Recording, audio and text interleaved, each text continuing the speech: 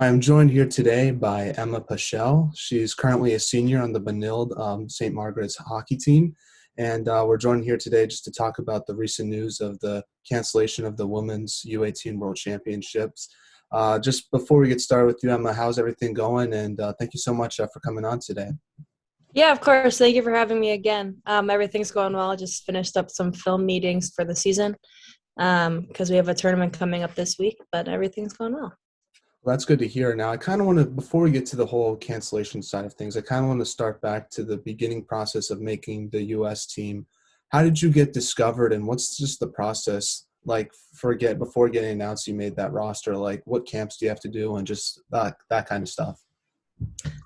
So in Minnesota, it starts with the program called High Performance, and that's where you're divided into sections with your high school teams, and your coaches nominate you. And you have one tryout. It's usually a few days in a certain location, and then it goes into there's another stage after that. I think it's like some festival where you play against other sections.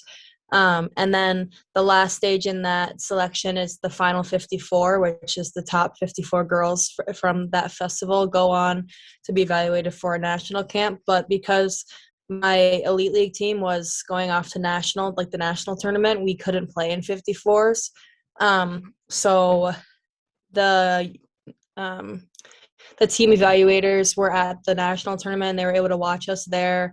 And then we were also, or most of us were selected to go on to the U18 national camp. And you could have been also invited to the 16-17 national camp and then moved up to the U18, but I was fortunate enough to just go right to the U18 camp.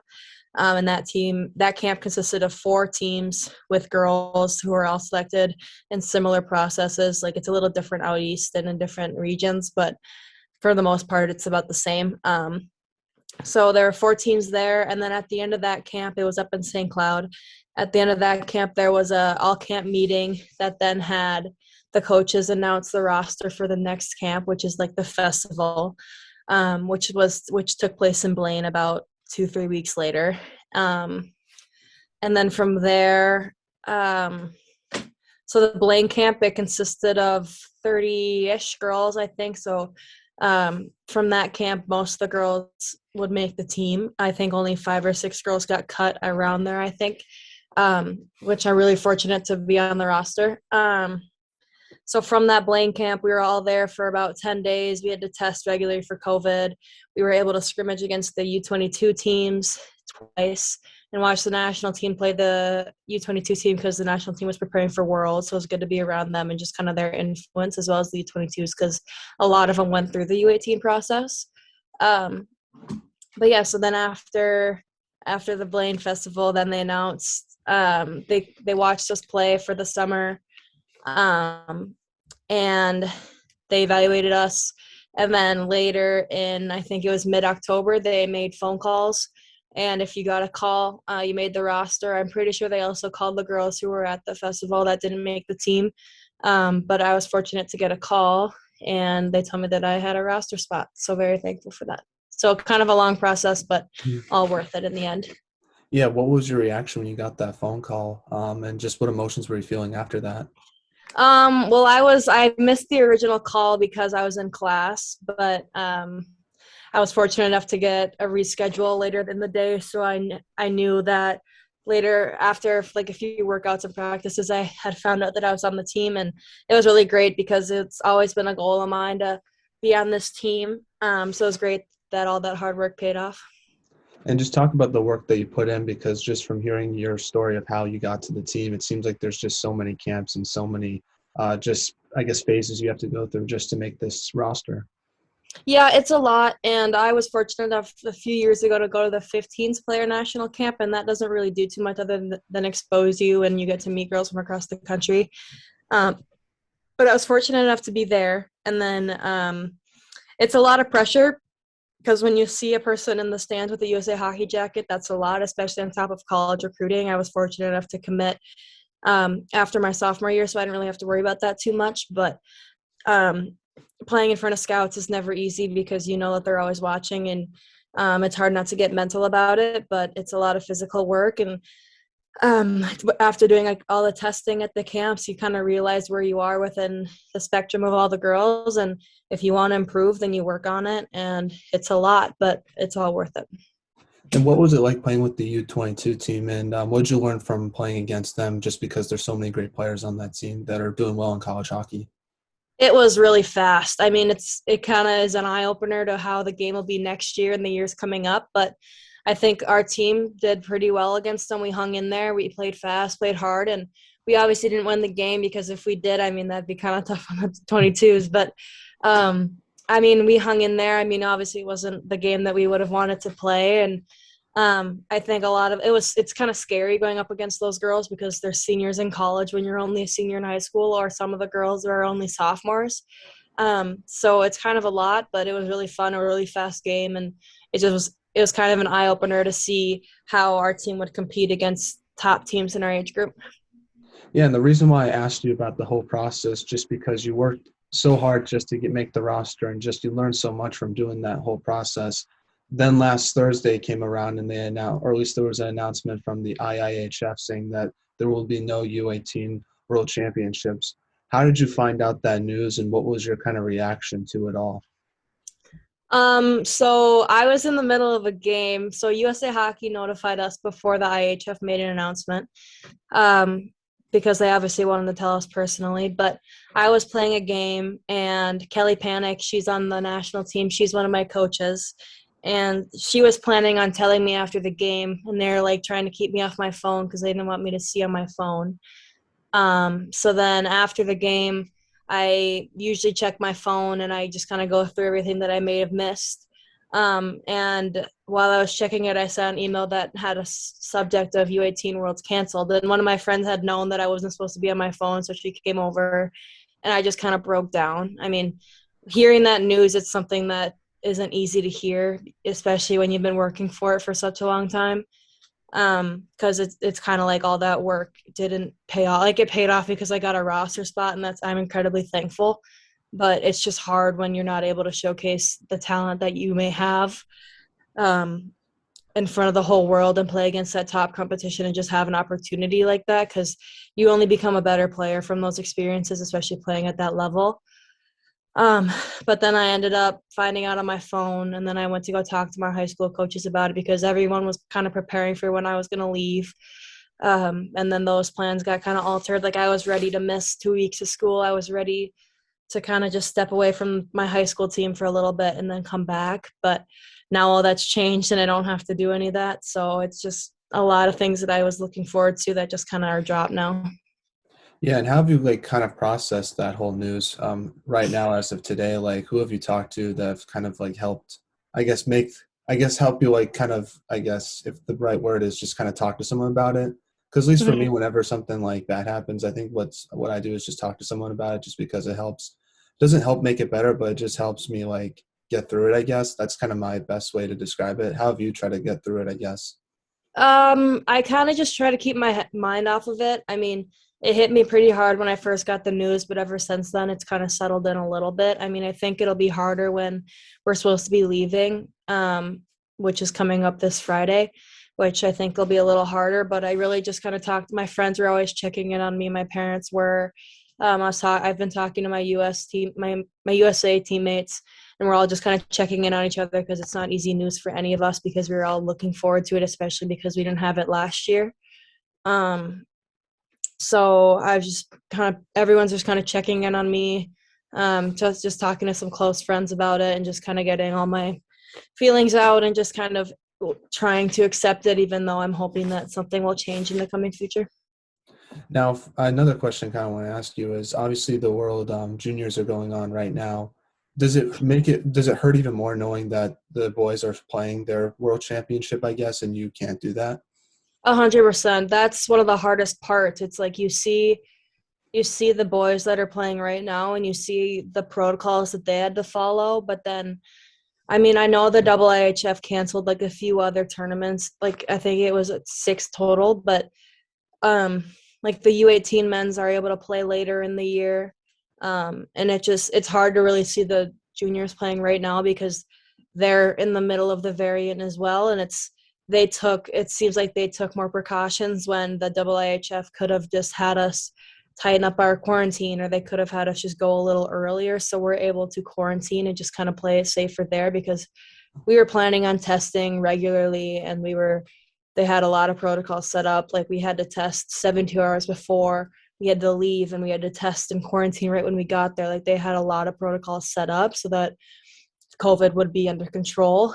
And it just sucks to see that instead of trying to change the protocols like they had for the World Juniors, because I'm pretty sure they had been there since the middle of December, so they were able to quarantine and get tested and just make sure that there wasn't an outbreak. And it just sucks to see that the IIHF didn't even try to change those protocols, and they just canceled it all together. And they didn't even mention a rescheduling yet. I'm hoping that they will, but I think that's the hardest part, because you see that they're playing right now, and you see that they have fans, and that they're able to compete at that level when they were able to as well last year. And then we got those chances taken away both times. So that's probably the hardest thing. Now, was COVID the reason why the tournament got canceled? Because I know, was there like an explanation from the IHF about why the tournament couldn't take place, or why there couldn't even be a rescheduling date? Because that's the most surprising part about it, is they didn't give really an explanation on why they didn't want to reschedule. No, and they may have posted an article on it, but from what they posted, it's basically they canceled it because they didn't feel that they could handle an outbreak. And with the new variant, they wanted to be extra cautious. But it's like, I'm not taking anything away from the variant. I'm not at all. I understand that COVID is a real thing, and that it can kill people, and it's hard to maintain safety, but there's also precautions that you can take. But when they did release, and when USA Hockey told us, it was mainly COVID protocols, and it was them basically saying that they didn't think that they could handle an outbreak. And they just wanted to do it out of safety for the variant. But it's just hard to see that tournaments are going on right now when the variant is happening, right? Like right this minute, the variant's getting around. But it just sucks to see that they canceled ours and the men are playing right now. Yeah, especially because they had the tournament last year, when you can make the argument that COVID was even worse just because there weren't vaccines around.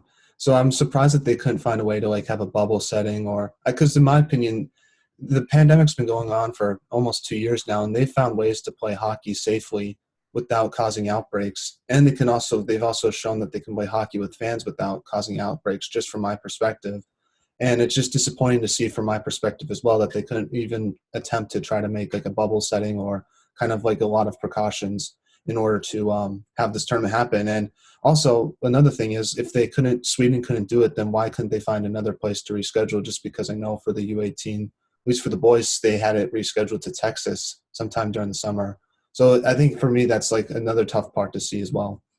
Right, and I agree, because they just immediately canceled it. I don't know. I don't know what was going on in the council, but they didn't even try. And that's what I've been telling people. It's like, yes, it's disappointing that they canceled it, but it's even more disappointing that they're not even making an effort to reschedule, or they didn't when they canceled it originally, which sucks, because if they said that they're postponing it, that's a different thing. But since they just completely said that they were just canceling it, and they weren't saying that they're going to reschedule, that's the worst part, when they put more effort into rescheduling and relocating the U18 last year, the U18 men's tournament last year. And I think that's just the worst part about it, because there's clearly more time and effort put into the men's side of the sport with the IHF than the women's. Just because, like you said, the World Juniors got to play last year. They were able to bubble, and COVID was probably at its peak back then too. And then, yes, it's spiking up again now, but there are ways to maintain safety, because we've been in it for a year and a half, and we know how to avoid it. Mm-hmm. And then another thing I just wanted to ask you about was just talk about what's your reaction, I guess, to the reaction to this whole cancellation, just because from my perspective, I've seen pretty much almost every women's hockey player voice against it. Has been nice for you to see that there's a lot of people on your corner supporting you. Yeah, it's great. And there's also a petition going around that has about 35,000 signs right now. I think that's the correct word to use, but it's great to see that it's not just the girls on the team who are trying to figure it out. It's really big influencers in women's hockey who are taking a stand against it. And it's like Kendall Coyne and Hillary Knight and a few Canadian players. They're all getting involved because they know that the U18s were canceled last year, and they probably know that it's a huge opportunity for us to grow as players and to understand what it's like to play at the international level. And it's great to see that like ESPN and Forbes just wrote an article, and there's just a lot of publicity going on around it. But I think the IHF is so focused on World Juniors right now that they probably aren't really thinking too much about it. But I think at some point they're going to have to, and hopefully they'll reschedule and maybe even relocate, because I know that Ottawa reached out and they said that they would be willing to host. So hopefully things turn up and that we're able to play again. Yeah, do you think there will be some sort of rescheduling date just because the outcry for this has been so massive? I really hope so. I think that there's too much for the IHF to ignore. I mean, I don't know if they're necessarily ignoring it. I don't know if they're talking about it at all, but they're going to have to see everything anyway. And if bigger news companies start to post stuff about it, they're going to see it and they're going to get hit for it. So hopefully they kind of realize that this tournament should happen and that there's chances for them to happen. Because if I asked every girl on my team, or even if I reached out to some Canadians or girls who are on the other team, they would be willing to quarantine before the tournament if it means that we could play. And yes, it maybe won't be ideal because you're away from family for then 3 months, not 3 months, 3 weeks and maybe a month. But it's, in the end, it's completely worth it, because it's better to put all that time that we spent in the summers training and at these camps and all the stress that we've put into it. And it'll be so worth it to take home a gold medal.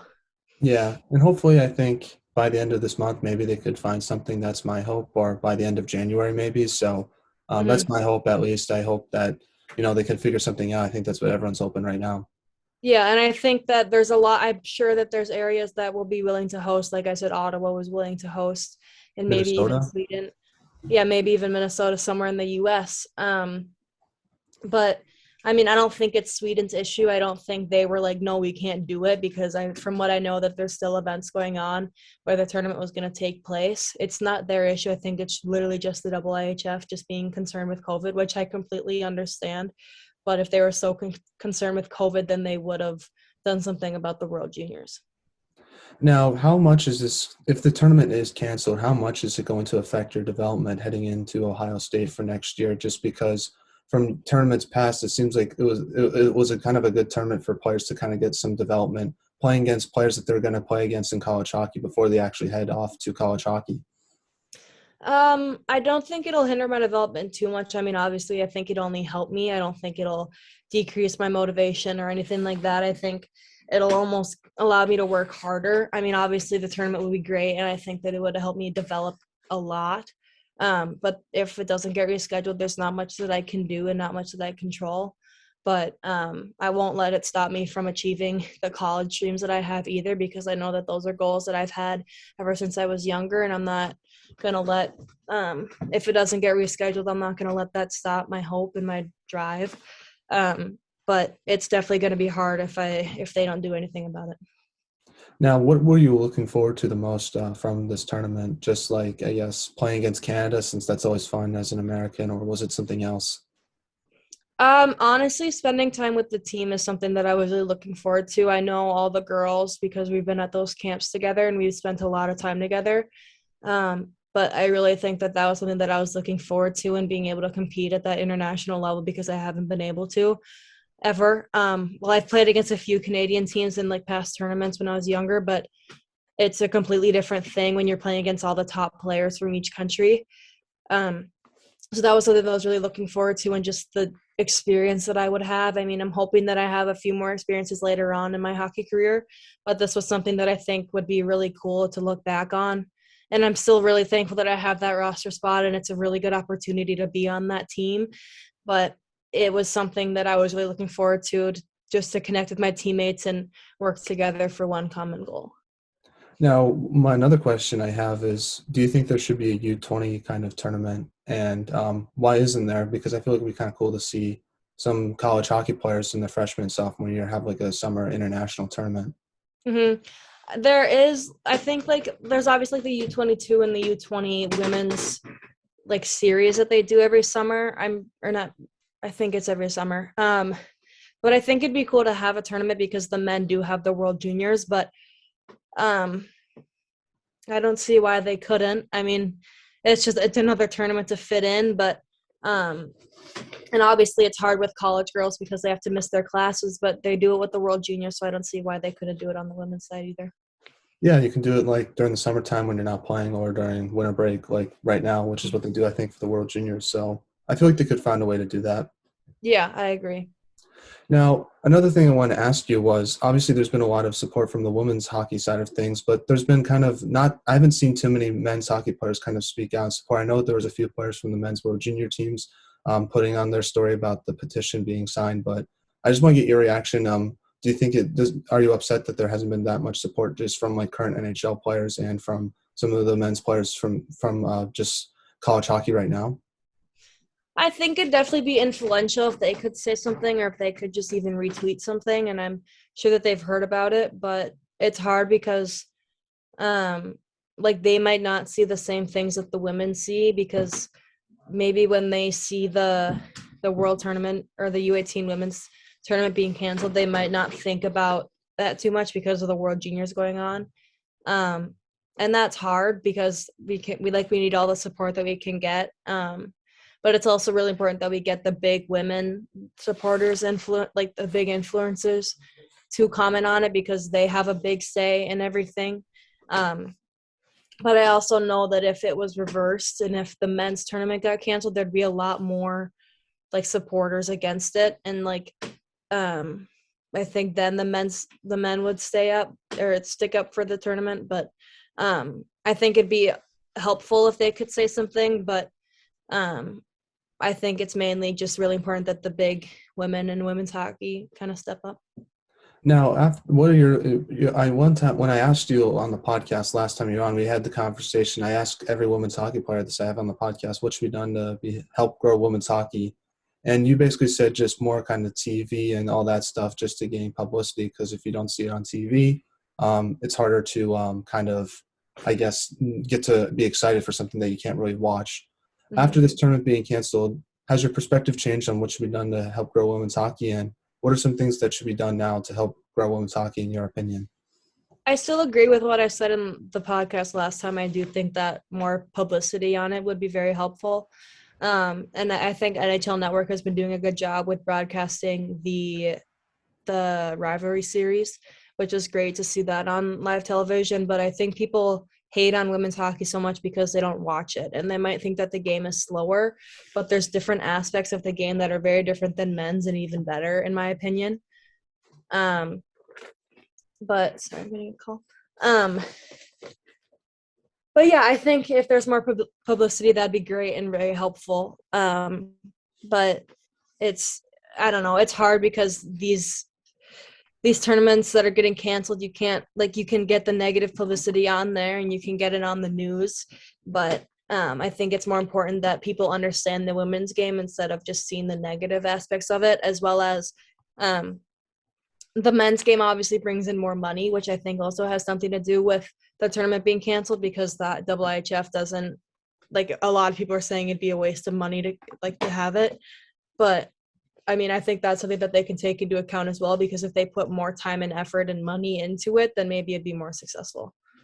Yeah, and how can you make money off something if you're not even going to play the tournament? That's kind of my reaction to it. Like if you're not playing in the tournament, then no money can be made. So I think if you try to invest a little bit more, like TV wise, because I know TSN in Canada was supposed to host the U18 or at least broadcast some games for the U18 tournament. So, and I don't know if NHL Network was planning to do anything, but if you just broadcast a little bit and just put a lot of money into it, not a lot, but maybe a little bit money, I bet you the viewership would have grown, because I think, at least for the Women's World Championships last summer, it was a lot of people watched it just because they put more, I feel like, more time and money into broadcasting that tournament. Yeah, I agree. And I think it kind of opens the women's game a little bit more because if anything, I think it's more like, yes, the men's game might be faster, but that's just because they're biologically faster.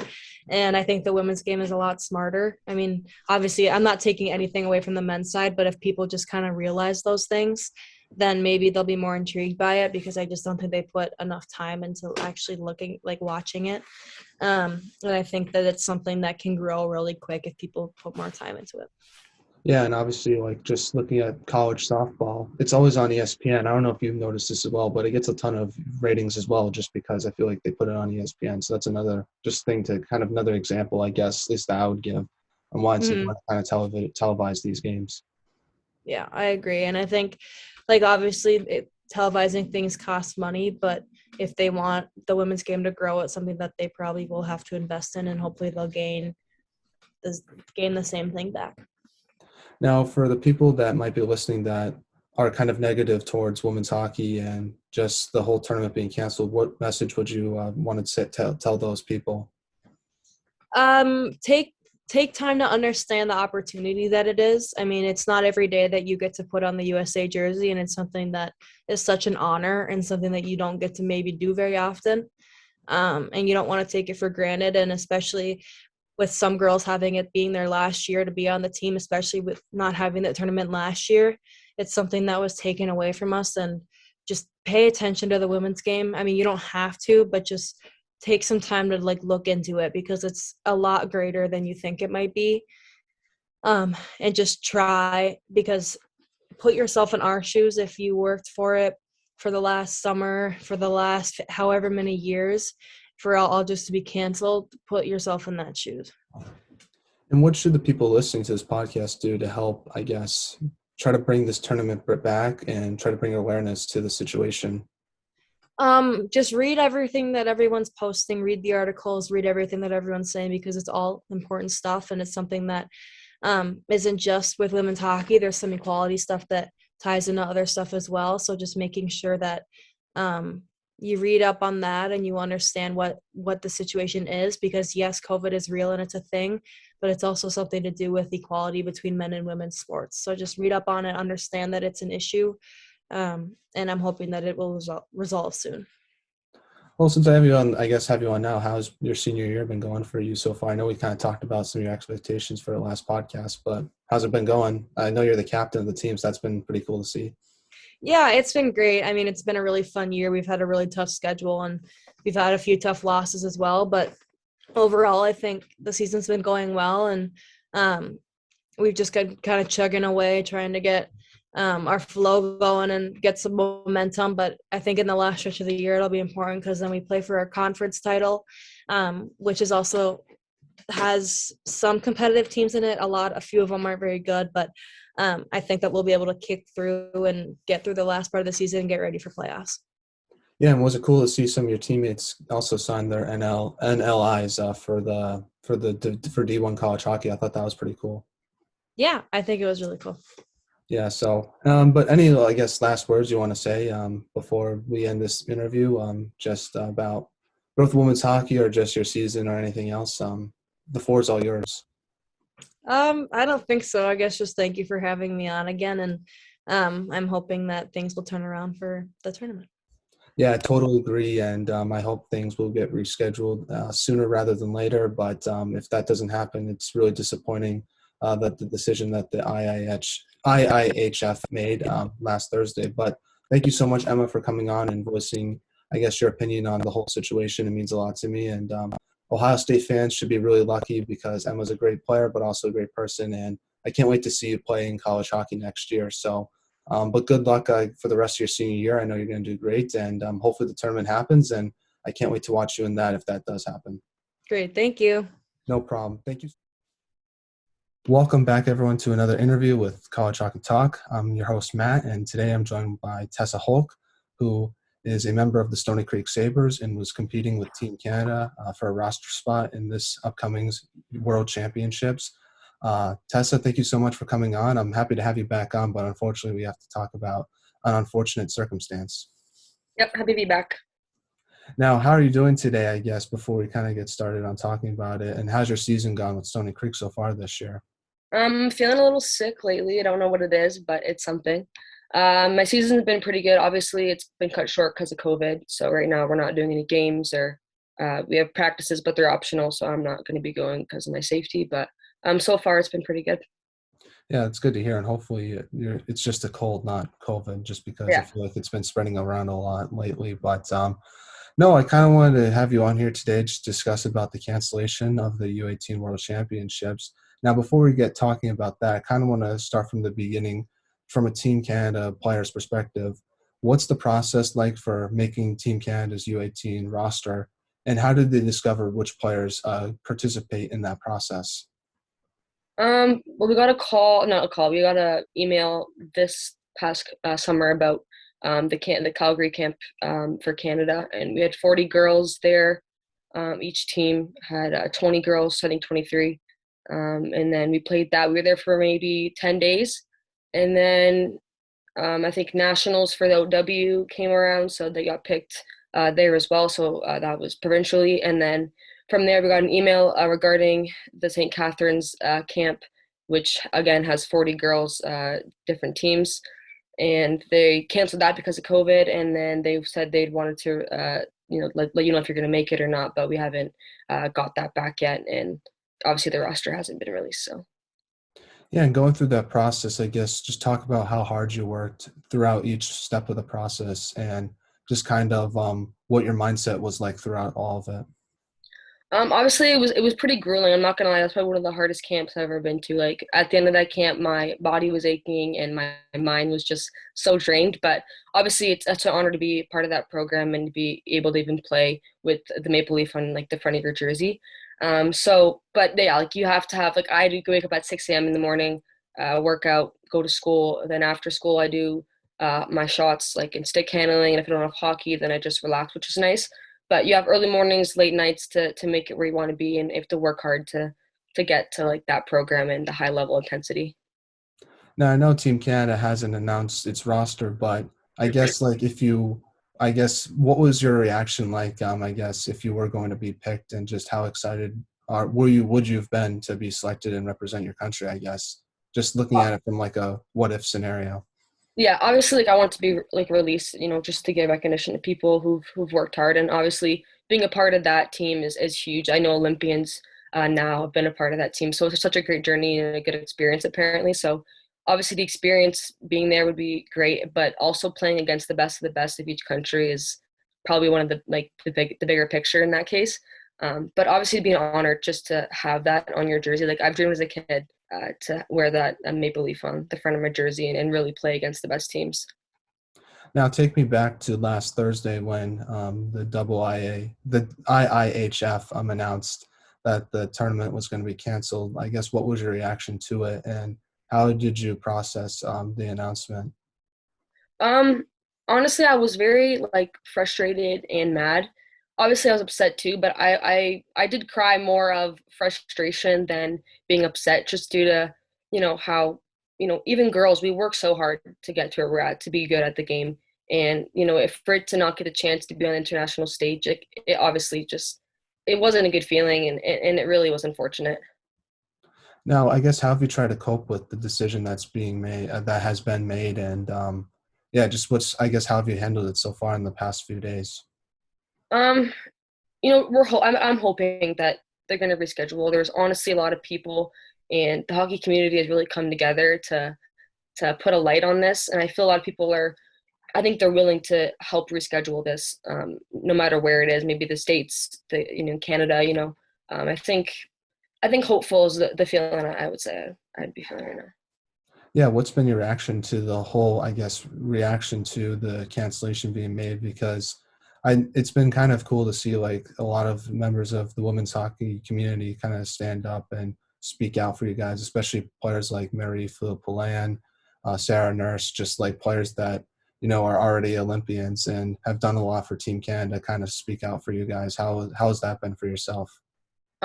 Pretty amazing, honestly. Like I was kind of surprised. I didn't think the backlash of all this would have come so strongly, but so many people that are in higher like standards, like with hockey, the hockey world, are stepping up and saying this is unfortunate and this shouldn't be happening, and girls should get the right to play. And So it's obviously great to see the hockey community come together. Even the guys on the World Junior team have been saying things about this tournament and girls hockey. So I think it's a good step, and I hope it doesn't happen again. But yeah, I think it's good. Yeah, and I guess like how confident are you that there will be a rescheduling for this tournament? I know there's been kind of a lot of things, but to me, like I kind of want it to be like an official tournament. It's obviously nice to see people kind of step up and would make their own independent tournaments that are similar to it, but I feel like in my opinion, I would like to see like an official U18 World Championships just because I feel like that would be right by you guys. Mhm. No, I agree. I think I'm obviously hopeful, but I don't want to get my hopes up in the case it doesn't even happen. So there's two parts to it. I'm hopeful, but again, I don't want to be like maybe it won't happen. So obviously, yeah, I think the tournament being actually U18 tournament, that'd be awesome. But I feel like anything that we could get, I think I'd be grateful for. Now, what part of the outrage, and I totally agree with this, is that as we speak, the World Juniors are going on right now with the men's. Does that how do you feel about that? Does that make you even more upset about the tournament being canceled, knowing that there's another the men's tournament, I guess, is going on right now?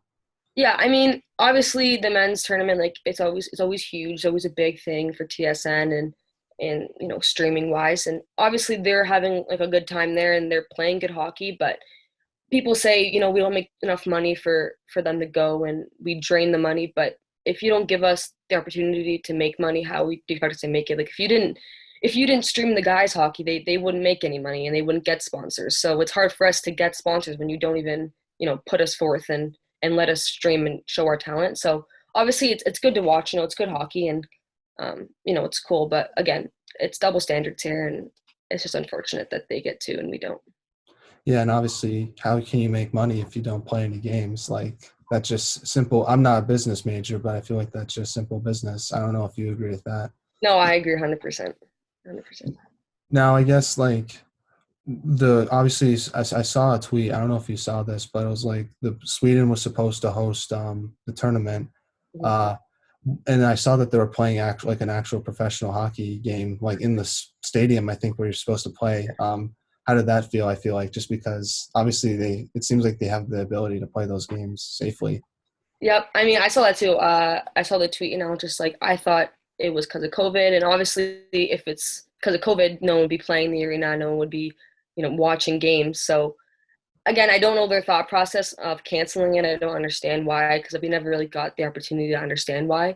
But yeah, it's really unfortunate and it sucks because it's obviously you obviously can see you're capable of playing there and you're capable of running a tournament there. So And even if they couldn't do the tournament this year, I don't understand why they couldn't like reschedule it or put it in Canada or put it in the States somewhere. Because with the U18 men's tournament, I think it was last year, they put it in Texas where they would be able to play. And you've seen, I know, like I think people don't understand. This is not like a COVID conversation. I don't want to talk about COVID. No one does. It's way too kind of, I guess, disruptive. This is just like a women's hockey issue, where like like yes, COVID is serious, but like there's ways to play hockey safely in the pandemic. You saw it last year in the World Juniors where they played in a bubble.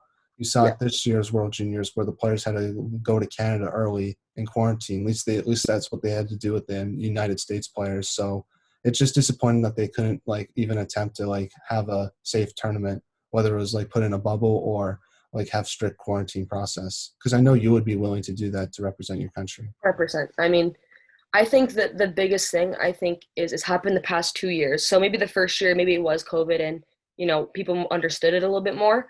And but even the year before that, the championship game was filmed on like a doorbell camera in Mhm. the blood, like the nosebleeds in the stadium. And I think it's just been a build-up effect. And now that it's happened, and now the cancellation of it, I think it's just gonna blow up because I think throughout the years it's just gotten worse and worse, and no one said anything. And now I think it's time for us to make a change here. Yeah, and I just also agree, like last year was arguably the height of the pandemic, like hospitalization wise, and they still found a way to have the tournament take place. So I feel like now they should be able to find a way to have the tournament take place, whether it's like I said in a bubble or like have strict like as quarantine process or like reschedule it to a time because obviously winter more people get sick during the winter time, it feels like. And I guess COVID spreads more easily in the winter time just because everyone's inside. So maybe postpone it to like April or May where more people are outside, so less Yeah. transmission could happen. Yeah. No, I agree for sure. Yeah. Now, obviously, there's been some kind of what's your message to the people that have been negative towards this cancellation, saying that like, oh, it's a money issue and blah blah blah blah. I guess people that are just negative towards women's hockey. What would you say to those people about this whole situation? They clearly haven't watched, you know, like women's hockey because I think, obviously you're a big part of college hockey, women's and men's, and there's obviously a lot of talent within the women's game. And I think people who don't really watch, they can have their own opinion on it. But end of the day, they don't matter because, they're not going to make or break any of us. So obviously they don't have, like, they have an opinion, but I don't think it's a very accurate one. Like, I remember just playing in nationals, like for OW Team Red and playing against OW Team Blue and Quebec. The hockey there was insane, and that wasn't even best on best of country. That was just best in Canada, but different provinces. So I think, going forward, people have got to watch for you to say something about it. So Yeah, it's also just disrespectful just because what if you had a daughter that was supposed to play in this tournament and it got canceled and she was upset about it? I would be upset if I were a father, so I'm assuming you would be upset too. So it's just like I feel like people don't look at it they only look at it from their like particular lens. But if you step back a little bit and see the bigger picture of it, I think you would have a better understanding of kind of what's going on. yeah, I agree. Now, I guess if you were supposed to play in this tournament, how would that like help your development heading into college? Because that's something I've noticed is a lot of the players that play in this U18 World Championships have very kind of much easier transition, I guess, hockey wise in college. How would this tournament help that for you heading into Colgate next year? Um, Obviously the game, it'll be a lot faster, a lot more physical, a lot more intense. I think the passion in the game would be insane. So I feel like that's kind of similar to college hockey is everyone wants to be there. Everyone's bigger, everyone's stronger, everyone's faster. But when you're playing U18, worlds, everybody's good. And no matter who you're playing against, they're not going to be bad. So no matter if it's USA, Sweden, like Finland, Russia, like anybody, they're all going to be good. So I think that's a good transition going into college hockey because everyone's like that. Mm-hmm. And just like, I guess how are you going to try to develop if this tournament doesn't happen? What's going to be like your plan to kind of get ready for college hockey? Just try to work with Stony Creek and do the best you can, even though this tournament would be, I think, a benefit to that. Yeah. Just keep doing what I'm doing. Just improve. If you say the same, you're not going to get any better. So just keep working hard. And I just think I'll go in the gym a lot more and, go outside and take shots, take candle and practice on my game. I think that's the only way you can really do anything right now in these times where everything's not really going on. And I think just keep doing what I'm doing and see what happens. But obviously that's my main goal. Mm-hmm. And I guess like kind of looking at the bigger picture of the growth of women's hockey, having you on the podcast a few months ago, I don't remember what you said about what should be done to help grow women's hockey, but if you do remember, like I guess has your position on it, like what else would you do after this news happened, I guess is my question is there anything else that should be done to help grow the sport? And how would you look at it now from a bigger picture standpoint? I think I said before, I think just putting light onto the game, onto the women's game. And obviously I think streaming it, nationally, worldwide, I think could help the game grow so much. I feel obviously the guys game, it's great right now, but I wouldn't be where it had to be if they weren't streamed or if they weren't, sponsored like this. And I feel like if people really watch the game, I think it could help like us as players evolve and the younger generations come up and, get better. So, because I feel like back in the day, obviously the NHL wasn't what it was now. It evolved, and that's what happens, like throughout time. So I think giving us light and giving us that platform could help us so much. Now, wasn't the U18 supposed to be streamed on TSN? Am I mistaken about that? And how cool Um, would that have been for yourself to be on TV, like playing hockey? I mean, that obviously would be amazing if they dreamed it for it to happen. I wasn't completely sure if it was going to be streamed, but obviously, like if it did, that'd be awesome. Friends and family can come watch and obviously watch on their TV and support all like the teammates and and the teams. So I think that could have been great, and I could have really maybe opened people's eyes onto how good uh, the game is. But again, we don't know what was going to happen, or Yeah, and just what's your been reaction, I guess, to the double IHF's like reasoning? Like, did they give you like a reason like why they canceled it? Because well, reading their statement, it seemed kind of bland, if that's the right word. Like, it didn't really say much. yeah, they use the COVID excuse, and they use that with the guys as well. How the guys tournament started in December, but again, they said they're going to cancel all January tournaments, but that tournament's going into January, and we were going to be leaving December.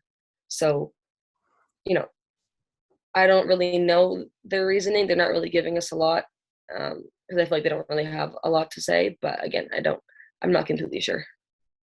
Yeah, if people who made the Team Canada roster, when would they have left for the tournament? Because it was January 8th, so I was just curious about that. If you had any idea of what that was going to look like. When we were doing calls with the whole camp before the camp got canceled, they said we'd be leaving December 31st. I'm pretty sure. Oh, so that would have been a few days from now. Yeah, yeah. So I guess like what is your plan now, like for I guess hockey wise, just since you currently aren't playing with Stony Creek just because the league shut down, I guess what's your plan to get I guess keep playing hockey? I think was it similar to like last year where you didn't play any games, just trying to train as much as you can in your basement? Yeah, basement, garage. I mean, obviously it's winter now, so the ponds are freezing over. So pond hockey is another way to go out and just have fun, but also try to get better a little bit. Yeah, and just working out pretty much. Now, for our listeners that are listening to this, like, what message would you give them to, I guess, help bring awareness to this situation and what they can do to help grow women's hockey and, I guess, help you guys have a tournament if there's any way that they can help? Obviously, keep promoting it. Keep fighting this. I feel like if we all come together and fight, I think it could get rescheduled, and I feel like the athletes could have a chance to really showcase their skills. So I think just keep promoting it. Obviously, anything on social media helps, and maybe even talking to people of TSN and Sportsnet, and even the newspaper could help. Anything that can promote our game, I feel that could help a huge Mhm. like a lot. Yeah, that's partly why I'm doing this. I kind of explained in the beginning of the podcast, but I kind of wanted to hear your perspective on it, and I think it's good to hear it from kind of like a primary source of like because you were directly affected by it. So that's why I thought it was best to kind of hear it from you. So I appreciate that. Well, thanks for having me on. It was awesome. Now, I guess before we leave, just anything else you'd like to say about the situation at hand and just anything else or particular like you want to talk about? I kind of want to make sure I didn't leave anything off the table. Um, I mean, I think it's pretty obvious. Like we all work hard, and we all work hard to get to where we're at. And we don't do it for the money or anything or for the fame. We do it because we love it, and we do it because we have passion. And I feel like that's the biggest thing is when you do watch us play, and if you ever do and you ever can, you will see that. And I feel like people need to just put their egos aside and watch the girls' game because it is really amazing. Well, I think that's kind of a good way to end off. But thank you so much, Tessa, for coming on. I know this was very last minute, but I appreciate you doing this. For me, I thought this was kind of a good way to end off 2021 is giving you a platform. Because partly one of the reasons why I started College Hockey Talk, and I said this in the beginning of the podcast as well, is just I want to give players kind of a platform to kind of speak about things that they care about and kind of broaden that audience of who they're speaking to. And I hope this helps that out. So thank you so much for coming on. I really appreciate it. Tessa, you're a great player, but I think what makes you a great player is how great of a person you are off the ice. And Colgate is very lucky to have you on their team for next year. So hopefully I get the chance to see you play in person next year in college hockey. And I know you're going to kill it whether this tournament happens or not. So just want to let you know that. All right, thanks so much. I appreciate everything you've done for the community. It's obviously meant a lot, so I appreciate it. Awesome.